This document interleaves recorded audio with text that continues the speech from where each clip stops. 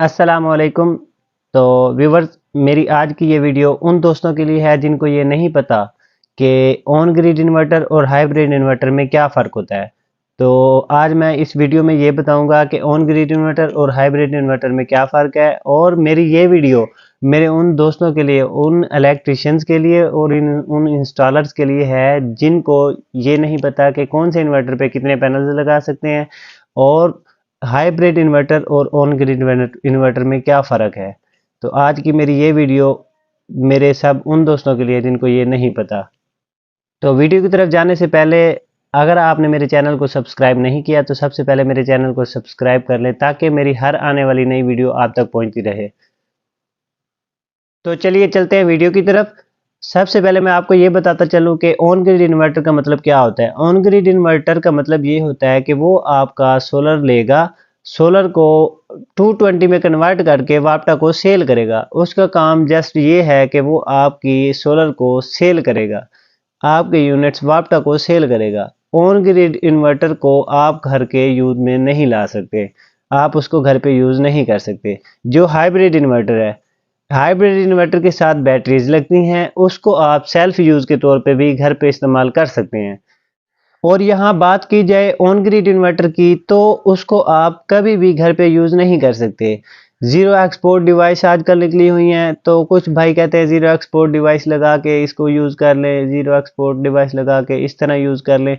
तो zero export device लगा के अगर आप उसको यूज करते हैं, जीरो एक्सपोर्ट डिवाइस का मकसद सिर्फ यही होता है कि उससे आप लिमिट सेट कर सकते। तो अगर यहीं पे बात की जाए हाइब्रिड इन्वर्टर की, तो उसको आप घर पे यूज कर सकते हैं, सेल्फ यूज, जिसे आप सेल्फ यूज कहते हैं। सेल्फ यूज के तौर पे आप उसको घर पे भी यूज कर सकते हैं, उससे आप वापटा को सेल भी कर सकते हैं, उससे आप बैकअप भी ले सकते हैं। जब आपका सोलर नहीं है, वापटा नहीं है, तो उसको आप बैटरियों के साथ यूज कर सकते हैं अगर आपकी बैटरियां लगी हुई हैं तो। जी, तो मैंने शुरू में बात की थी कि मैं ये भी बताऊंगा कि कौन से इन्वर्टर पे कितने पैनल्स हम लगा सकते हैं और कौन से इन्वर्टर पे कितने वोल्ट तक हम इन्वर्टर को पैनल्स दे सकते हैं।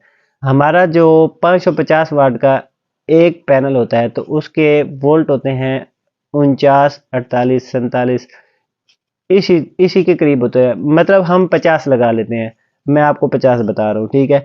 तो हम इन्वर्टर की साइड पे एक चिप लगी होती है, वहां पे देखेंगे कि मैक्सिमम उसको हम सोलर कितने दे सकते हैं, मैक्सिमम सोलर के वोल्ट कितने दे सकते हैं, मैक्सिमम सोलर के एम्पेयर्स कितने दे सकते हैं।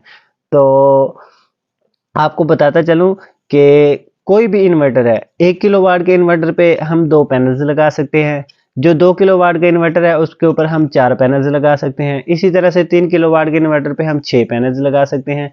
तो 4 किलोवाट के इन्वर्टर जो है उसके ऊपर हम 8 पैनल्स लगा सकते हैं 5 किलोवाट के इन्वर्टर पे। इसी तरह आप मल्टीप्लाई करते जाए, 1 किलोवाट पे हम 2 पैनल लगा सकते हैं 550 वाट के।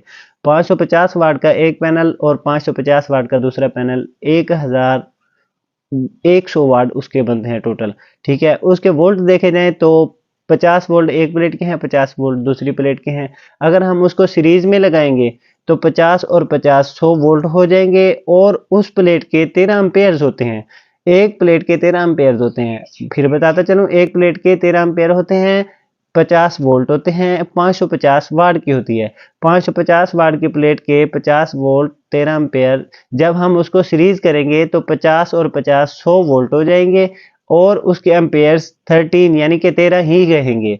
तो उसके साथ आप वोल्ट और एम्पेयर्स को मल्टीप्लाई करके अपने वाट्स भी निकाल सकते हैं।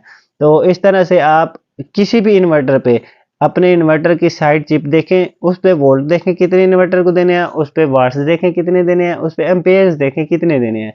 तो आप इस तरह से किसी भी इन्वर्टर पे अपने हिसाब से पैनल्स लगा सकते हैं, कोई भी इशू नहीं आएगा इंशाल्लाह। तो हमारी आज की वीडियो यहीं पे ख़त्म होती है। इंशाल्लाह मिलते हैं नेक्स्ट वीडियो में, तब तक के लिए अल्लाह हाफिज़।